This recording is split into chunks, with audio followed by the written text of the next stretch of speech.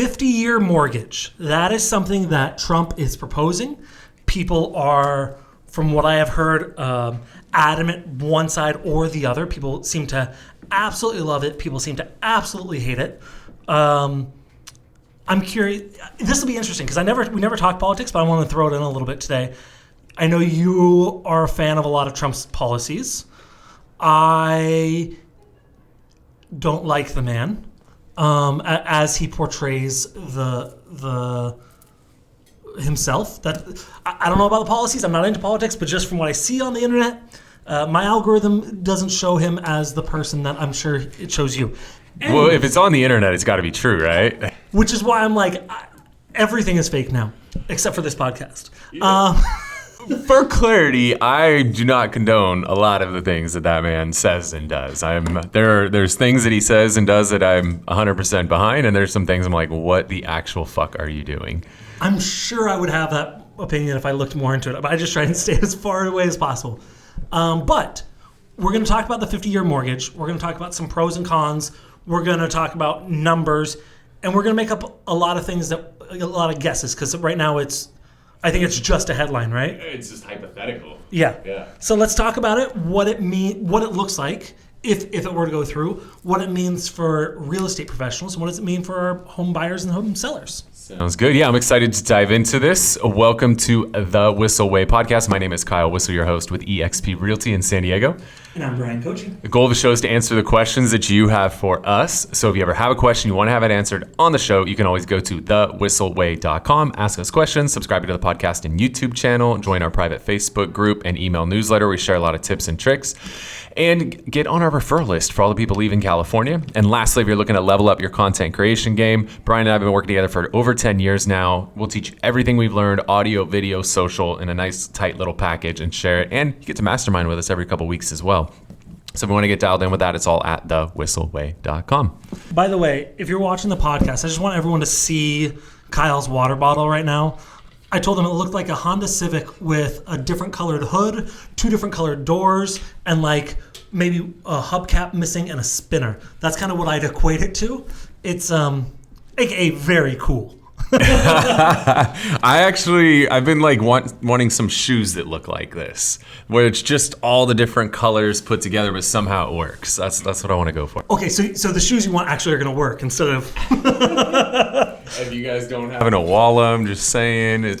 You don't want to have, a lot of people had Stanleys and they were cool for a while, but the problem is it's a straw. And when you suck on a straw, it can cause wrinkles in your face, as they say. Yeah, know. We can't have wrinkles in the face. And the Stanley, because there's a permanent straw, that's air that's being exposed to the cup, which therefore, if there's air exposed, it's going to cause the ice to melt faster than if you have something that completely seals. Okay. There you go. Brought to you by Science Owala. Project. Owala, hook me up. We want to order like 150 or 200 of your water bottles. So maybe ones that match, though. Maybe like a All right. So all I have heard about this so far, completely transparent, is Trump wants to do a 50-year mortgage. Yep. So one thing our friends over at Keeping Current Matters, David Childers always says that headlines do more to terrify than to clarify. Ooh, and I think that's a really sexy, sensical thing to say. That's very true. And the crazy thing is that most people solely read the headline and read absolutely nothing else. We did a radio show for 5 or 6 years. I don't remember how many years we did that thing for, but I learned that you read the headline on these articles and you want to talk about them, but then if you actually dig deeper, there's always so much more to these stories than the headline. And so for this one, I wanted to actually run some numbers here. Let's not talk hypothetically about this shit. Let's actually dive in and look at some numbers. What does this actually mean to somebody that is thinking about buying a home? How would this actually change things for them? So I just ran a scenario here. Hold on, before we talk about your numbers, let's talk about what we know and what we're assuming. And I'm going to ask you questions. You might not know the answers, but I definitely don't. Trump announced this. Yes. Does he have a proposed timeline on when he wants it to be done by? I don't think so. Do we know anything about the interest rates that are going to be associated with the 50-year versus the 30-year? We don't, and for hypothetical purposes, we're going to run these at the same interest rate with an understanding that currently their two primary loan options are a 15-year and a 30-year. And if you go with a 15-year, you usually get a lower rate. So there is a reason to believe that if you go from a 30-year to a 50-year, that the rate is probably going to increase. But I don't think we need to worry about that here because we don't know that to be a fact. We'll just, for this scenario that we set up here, we're going to run this just at a 6% across the board on both of them. Depending on when you watch this race, might be higher, they might be lower. Who cares? For the argument's sake, we're going to run this at a flat 6% across both. Is this going to be, what kind of loan types is this proposed? Is it FHA, VA? We're going to run this scenario with a conventional loan. Okay. Is the way that we're going to run this. So you could apply to multiple things, but for the argument's sake and for this scenario, we're going to run this conventional loan, 20% down, 6% interest rate is the way keep we're. It as much of the variables exactly the same, because that's how you compare apples to apples. Yes. Otherwise, it gets blown out of proportion. Yes. Okay. So now number geek out. All right, go ahead and cook. So what I wanted to do here is to run just a basic scenario of looking at like what do things look like here in San Diego. Our median home prices are around $1 million. So let's just make this a very easy initial calculation here. If you today were to go get $1 million, buy a home for $1 million and put 20% down, therefore you'd be getting a loan of $800,000. That payment on a 30-year mortgage at 6%, payment is roughly $4,800. For those of you guys that want to be specific, it's $4,796.40. We're just going to call it $4,800. Okay. Now, what if we rolled that to a 50-year? It would be less at the same interest rate. Assuming the same interest rate, it would be less. Now, my knee-jerk, I actually thought it would be significantly less. It's actually not as low as I thought it would be. It was actually a little bit surprised to see this. If you did that same thing, $1 million purchase price with 20% down, so you're getting $800,000 mortgage, 50-year term at 6%, it's $4,200. $4,211.24 for my math nerds out there. So the difference in payment, it's only about 12%. It's not actually that big of a number. I personally was expecting that it would be a substantial savings, but it's only 12%. So not as much, 12.2 to be specific. I thought it would be a little bit more than that.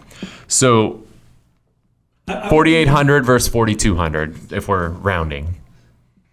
But that, even though that's $600, that could be a significant step up in home type, right? That could be the difference between condo and a house. That could be the difference between, 700 and 800,000? Yeah. 850, somewhere in there? Yeah. So that's, even though it's not a huge dollar difference, it can put you in a different bracket. Yeah, so let's look at that. So let's look at, okay, the payment is about $4,800 on a 30-year. What if we wanted that same payment? So, right, let's assume that we were like capped out. The max we could qualify for is a $4,800 payment, but we want to buy more than $1 million home. So we say, hey, let's go to a 50-year. What would that look like? So if we want that same approximately $4,800 payment, that would allow us to increase our loan amount from $800,000 to $911,000. For my math nerds, $911,161.91. But that would allow us to increase our loan amount by $111,000. That's pretty significant, right? It's 11.1%. So that does start to become a little bit more attractive when you say, man, I can only afford $4,800 a month, or I can only qualify for $4,800 a month, and I have $200,000 to put down. Well, now instead of being capped at $1 million purchase price, that same $200,000 down with that new $911,000 mortgage, now I could go up to $1.111 million. So I could step up a level. I could get to a higher price home. And if let's say I did have a little bit more cash, so I wanted to put 20% down, now I'm up to 1.138. So, now you're getting up to 13% higher. So you're getting up there a little bit higher. So I'm going to try and make this easy, even though I can't do it in my head, but you can. What if it were a $500,000 home and then what's the 11%? Just do the same thing, divide everything by 2, right? So if you're in in the Midwest where home prices are about half of what they are here, just divide everything by 2. But that's why I'm giving percentages, because the percentage is going to carry across. So if you were to keep the same payment, keep the same down payment, it's going to allow you to afford about another $111,000. Now that could be the difference maker for somebody. Is they could say, man, that gets me to that next tier. Like if I'm capped at I know for some of you guys in the Midwest, you're like, screw you guys, that $1 million is average there. Look, you can move here if you want. Nobody's stopping you. So you're choosing to live where you live. We choose to live here. You choose to live there. If you want to live here, then move here. You can join our team. So 111,000 more in affordability. Like that I could see people saying like, yeah, let's go with the 50 years so I can qualify for more. The same way, right? We talked about this before we were recording, is when I go to buy a car, for me, it's 3 options. One, am I going to lease it or am I going to buy it? And then if I'm going to buy it, am I going to buy it with cash or am I going to finance it? Because if I'm going to finance it, I'm going to do the longest term financing every time. Right? If there's an 8-year option and a 7-year option, I've never one time been like, oh, I don't want that 8-year option. Give me the 7-year. Like I personally have always taken the longest option so I can have the payment as low as possible, which allows me to qualify for as much as possible. So, when it comes to cars, I'm typically going with the maximum term because I want to keep my payment as low as possible. So, which also means you're going to pay more interest. Because if I paid a 3-year and you paid an 8-year, your payment's lower, but you're going to pay more in interest. Yeah, here's the number that's crazy. Okay, you didn't tell me earlier. That I wasn't going to tell you this earlier. Then let me. I'm going to like make this cliffhanger so people watch longer. We can get more watch time. So part of my argument here was like, well, I'd rather have the larger asset because the home's going to appreciate over time. And if it appreciates, even the average here in San Diego, let's call it 5%. If I was able to afford an extra $111,000, that means it's going to appreciate an extra like $5,500 a year. So I'd love to get some extra appreciation out of it. But now let's get into the crazy number. What's the cost of doing this? So I'm going to tell you, assuming you actually kept this loan for 30 years, which doesn't happen very common. Most of the time, depending on what state you're in, it's about 10 years on average right now in most states, how long people stay in their home. That was my question for later. So most people stay in their home for about 10 years, but let's just assume you actually stayed in it for the life of the loan, the 30 years or the 50 years. I'll tell you the number on the 30-year of how much interest, and then I want you to guess how much it would be on the 50-year. So the total amount of interest paid on a 30-year mortgage of $800,000 at a 6% interest rate. The total amount of interest you're going to pay over the course of that loan, $926,560. $926,560. That's actually less than I was expecting. If you actually think about it, though, the loan amount was $800. So over the course of 30 years, you're actually going to pay twice, more than double what the actual loan amount was for. Okay, but now, what do you think that interest number is on a 50-year? So we're at $926,000. I'm going to say $1.5 million. Almost $2 million. $1,966,438. How many cents? And 9 cents. So you're going to pay over $1 million more interest on that. Now, let's keep in mind that we're going from 30 year to 50, so we're adding 20 years onto that. So there's, some, we got to take that into account. They were adding 20 more years worth of interest on there, but you're not adding 30 to double it. You're only adding 20. So the amount of interest paid over the 50 years is pretty significant. You're almost $2 million in interest versus $926,000 of interest. All right, I've got some questions. Yeah.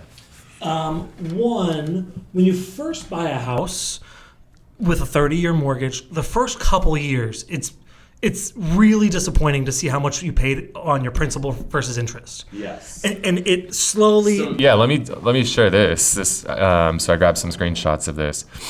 So I thought you were going to look... I'm like, okay, well, I'm just looking up live, I guess. So on like in the first full year on that 30 year, you're going to pay about $47,000 worth of interest.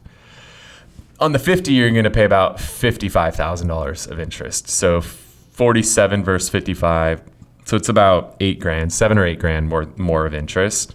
But again, over the course of time, that just goes crazy, right? Because now let's assume we're 10 years into this thing. This is where it starts to flip. So 10 years in, the amount of interest we're paying on the 50 year is still $52,000. On the other one, you're down to $39,000.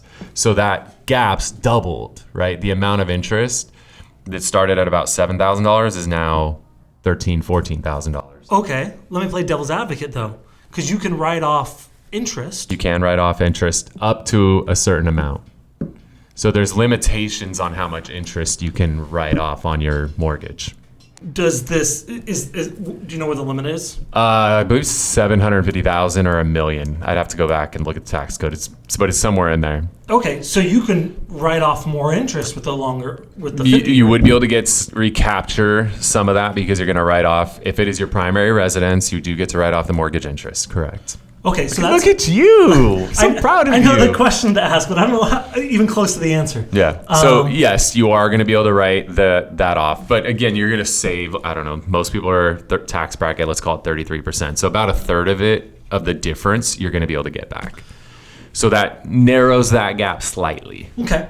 Well, it was interesting because the difference between the 2 years on the first year was what, like $7 or $8 $7,000 roughly. And the difference in price, it's $600 less per month. So that gives us $7,000 for the first years. This is these two numbers I just gave you are assuming same payment amount. Okay. Yeah. There were some other questions. You answered already the 10-year. I'm like, damn it. Yeah, 10 years about the average that most people hold on to their homes. So how much more interest are you going to pay over those 10 years? I mean, it's relatively, it starts at 7 and the gap actually widens a little bit. So again, by the end of 10 years, you're up to a $13,000 gap. So it's going to be a significant amount of interest that you're going to pay over those first 10. What? Shoot, I forgot my question. It was a good one. And again, this is keeping in mind that we're assuming the same interest rate. When I buy a car and I take the longest term, I know that I'm actually paying a higher rate. Right? If I take the 8-year term versus if I took a 5-year term, it's going to be a higher interest rate on the 8-year versus the 5-year, even the 8-year versus 7-year. So you'd have to assume the rate is going to be higher, but we're giving the benefit of the doubt here that the rate's the same. Like, I thought before I ran the numbers today that I'd be more on board with the 50-year. But when you actually run the numbers, like the fact the payment's only 12% difference on $1 million home with 20% down, like it's not as much as I thought it would be. And the fact I could qualify for like an extra $111,000, like that's a decent amount. But mathematically, at a 5% appreciation rate versus the amount of added interest I'm paying, I actually don't think I'm going to come out ahead. So the only scenario for me, like when I really think about it, is unless I can't get into the neighborhood that I want to be in, unless I do it, I don't see that it's going to be beneficial for a lot of people. That's like the one scenario where I see it being truly beneficial is like, I need to be in this school district or this neighborhood for whatever particular reason. My family's there, the schools, the churches, whatever. Like there might be a particular reason you need to get in a neighborhood and you can't qualify for, with a traditional 30-year and a 50-year gets you in the neighborhood. I could see that making sense. Outside of that, it's tough to argue. Yeah. So that extra $100,000, that's the difference between a house with a small backyard and a big finished backyard, right? That's the difference between a 4-bedroom and a 5-bedroom, or a 5-bedroom and an optional. Yeah. So I can see that. Where I think it's going to work the best is as a short-term gap. Literally, like for someone like myself, when I bought my first house, my first condo, they said I can afford $400 for a condo and $350 for a house because of HOA and stuff. there's nothing for 350 in houses for San Diego.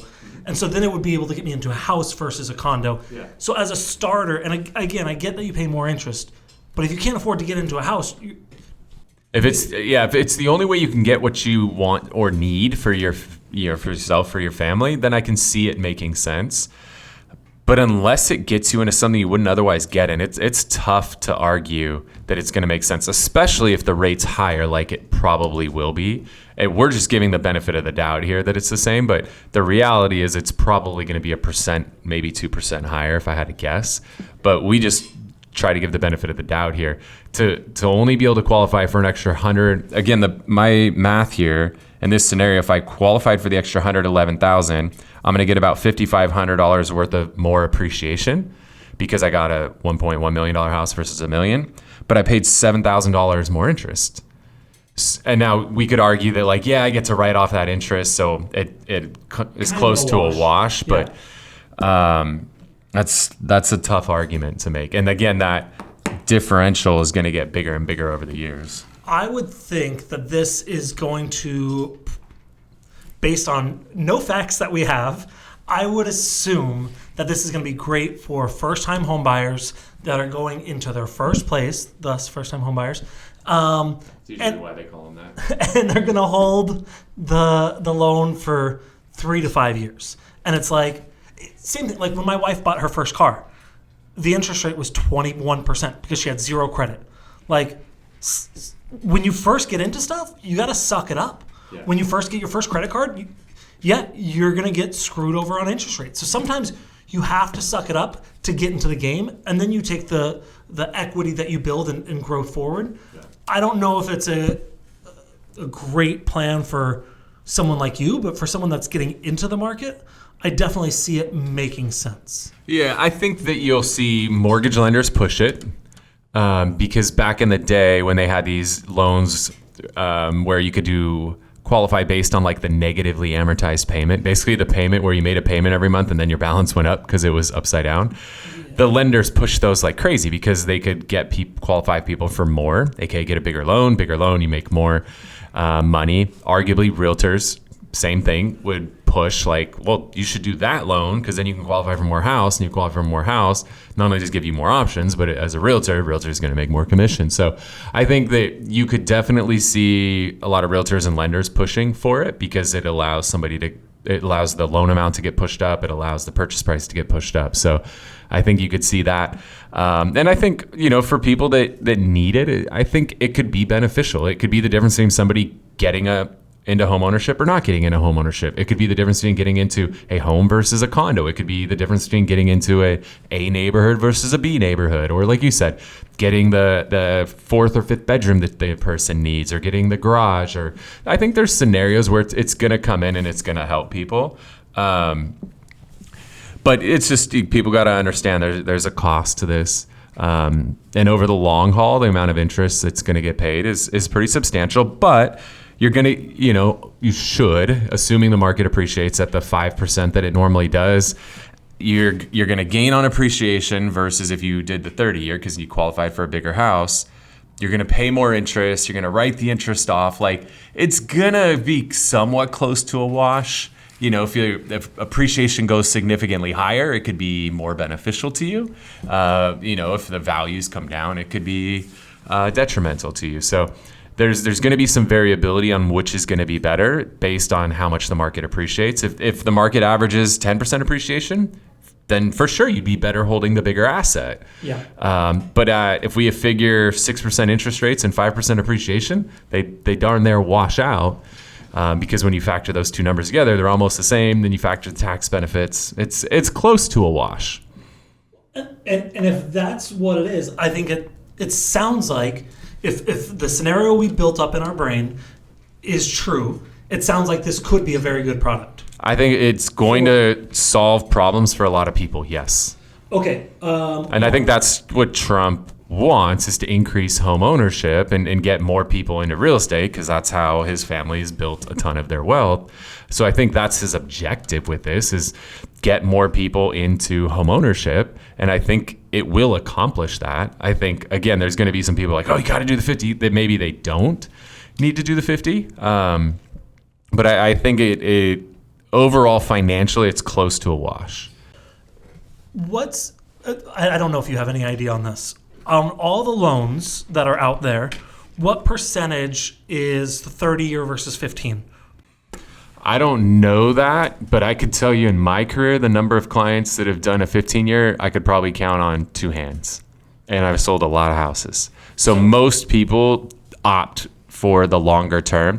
The mindset has always been, why force yourself into a shorter term that you don't have to? Do the longer term, and if you want to add more to your payment, which that's always an option, just because they send you the payment, that's your minimum payment amount every month. You could always pay more on top of that and have it pay down principal so you could pay your loan off sooner. So that's most people's mindset is, let me just do a 30-year, and then sure, I can add more to it if I want to.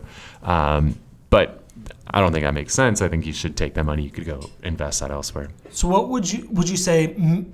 We're guessing 5% is 15% loans. Yeah, I mean, I'll GPT it real quick. Let's just see. You got to keep talking since I'm going to be typing. I'm curious. Where I'm going with this is, I'm curious how niche of a product this is going to be, or how widespread it is. Because if we could be talking, sometimes we talk this whole thing through and all this stuff, and then it really applies to, like Dan said today, don't build scenarios for the 95 or the 5% of the time something might happen. Build talk tracks and scripts for the 95% of the things that it does happen. So I'm curious how many people are going to get upset or freak out over this, and then we go, well, and Trump may say this, or the administration or whoever may say, yeah, we expect this to be 3% of the population of this scenario, right? Yeah.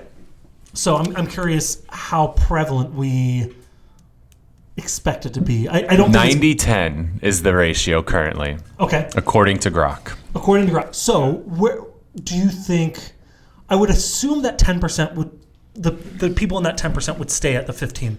The 50 year is not going to go, oh, let me change it to another one. Yeah. The ones that want the 15 want the 15. I don't think it increases. I don't think it has a substantial effect on the amount of people doing 15, but I think that you'll probably see a good amount of people. I don't think it will be 10-80-10, meaning 10. That was going to be my question. I think you'll see more than 10% of people go to the 50. The thing is, once you release the 50, it's going to be really hard to put that thing away. Like, that can very quickly become the new norm at 50. Once you give that to people, I don't think that you could take that back. And is that then a sliding scale to do a 60, 70, 80? I'm sure that's a fear for some people. Is like, when does it stop? Like, this is a third generational loan. Your grandkids would be paying it off. Yeah, there's that thought for sure. But you know, the more I think about it, the more we do this math, the more I'm of the mindset that, like, it's pretty close to a toss-up when you factor in appreciation, and then you factor in that you know, you're going to get appreciation, but you're going to pay a lot more interest, but you can write that interest off. So when you take the added interest minus the tax write-off off of that interest, compared to the amount it appreciates, I think you're going to come out very similarly between the two. So what I hear you saying is you love your boyfriend Trump. Is that what I hear? That's the whole conversation. That's what I heard. Definitely did not say that. But I get where he's coming from. I think the end result of this is that it gets more people into home ownership. And if you get more people into home ownership, what does that do to home values? Rises. It increases home values, which I believe is what the ultimate objective is with proposing something like this. Which is then going to make it harder to get into home ownership. Right? Because then, yes, if more people can get in and the supply is the same, now it becomes more competitive to get in, which causes, so you can have prices going up, but people can afford the prices. This is a weird one. There's so many push-pull effects on this. I don't know that there's a right or a wrong answer to this. I think that arguments can be made in both directions. I think arguments are both valid. I think the fear mongers out there are going to fixate on the fact that if you did a 30-year in our scenario, it's $926,000 of interest, and a 50-year, it's $1.96 million in interest. I think people are going to like fixate on that.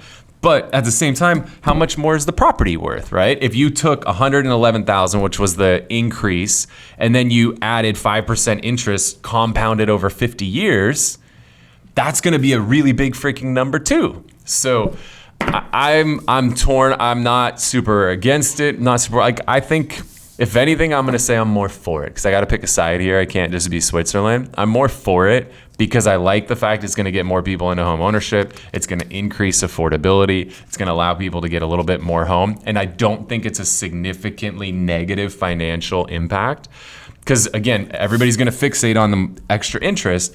You got to factor in the extra appreciation as well. And that extra interest is in most parts of the country are going to be written off. It's a $5 million home. It's a whole nother animal when it comes to writing off interest. But for most people, the median home price in America is like $500,000, $400,000, something like that. So most people are writing off all of their interest. So I would say I lean more towards pro than being somebody that's against it, than anti. And really, when you think about it, it's another product. It's not removed. You can't be like, oh, I'm mad at a VA loan because I have FHA. It's just a different product. It's going to give more options for people, and it may hit a lot of people or may hit a few people, but you don't have to use it. Yeah. So based on everything we're saying, what would make you swing away from it when you say, now, if the interest rate is significantly higher, because again, in our scenario, we ran this at the same interest rate. So if I jump from like a 6% rate to a 8% rate or 9% rate, now that interest difference is going to be pretty significant. So I would say we should clarify that I'm more pro than anti, assuming the interest rate is relatively similar to the rate on a 30-year. But if the rate jumps, let me run this. I was going to say, as you do that, my thought was, if the interest rate jumps, let's say it jumps to 9%, the monthly payment's going to be similar. At that point, so what I'm saying is, when they do the math, there's no way they go, well, let's just put a 9% interest rate on it. Now, instead of the 4,800 versus 4,200, it's going to be 4,800 versus 4,800. Like, do you want to pay the same amount but for a lot longer? That doesn't make any sense. Yeah. So I would think they've got to keep the interest rates similar, and especially at the big beginning, they've got to.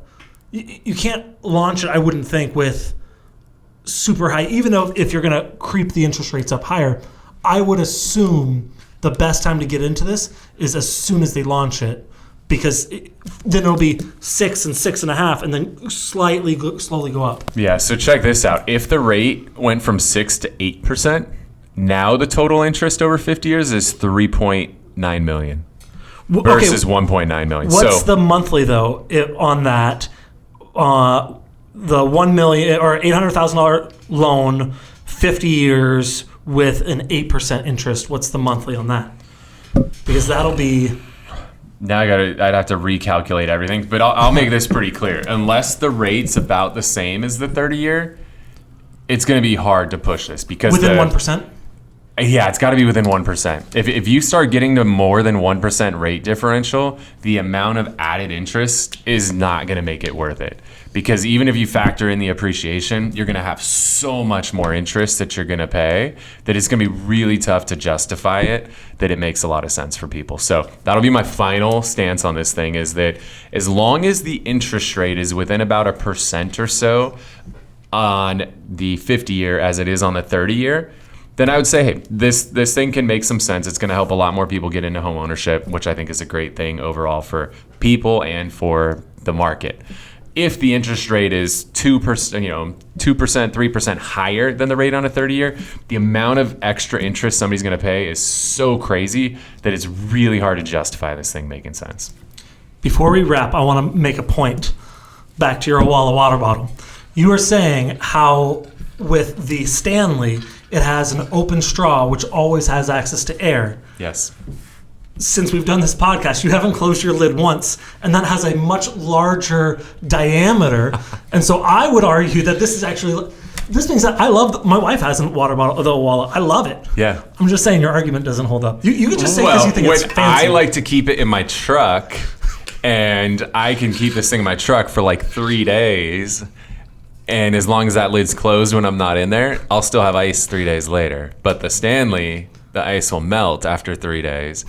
Because the straw. And, Brian, we got to take care. We don't want extra wrinkles on our face from sucking on a straw. Man, We got an image to uphold, especially you. No, I have the beard and the shirt, so they don't look at my smile lines. I want to hear from you in the comments, Awala versus Stanley. Let's have a heated debate. I want you to have the same vigor that you do when you're debating presidential candidates. Cool. Hopefully you guys got some value out of today. I know we kind of went all over the place, but we wanted to just do this live. I think it's a little bit more fun to just talk through it, look at pros, look at cons. At the end of the day, we don't even know if this is actually going to happen, but we wanted to have a conversation about what it would look like if it does happen. So you got our stance. If the rates are similar, within a percent or so, I can see this being beneficial overall. And I'd say I'm more for it than against it. If the rate's 2% or higher, it's going to be tough to get behind it. So that's my final stance. If you got value out of the show today, if you're watching on YouTube, make sure you hit the thumbs up button. Let YouTube know you enjoyed the show. If you have questions, throw them in the comment section below. If you want more of our content, hit the subscribe button and that little notification bell. And if you're listening on a podcast platform, make sure you subscribe to the show and hook us up with a review. Even if it's like 2 words, Awala or Stanley. Just throw one of those words in there. That's cool. Those reviews mean a lot to us and help us grow the show. Spotify's going to be like, what is happening here? Yeah. Well, I don't understand. Is this a real estate show? They're talking about water bottles. What's the deal? And if you want to stay connected with Bryan and I am at Kyle Whissel. He is at Bryan Koci on Instagram. Thank you guys so much for tuning into this episode of the Whissel Way podcast.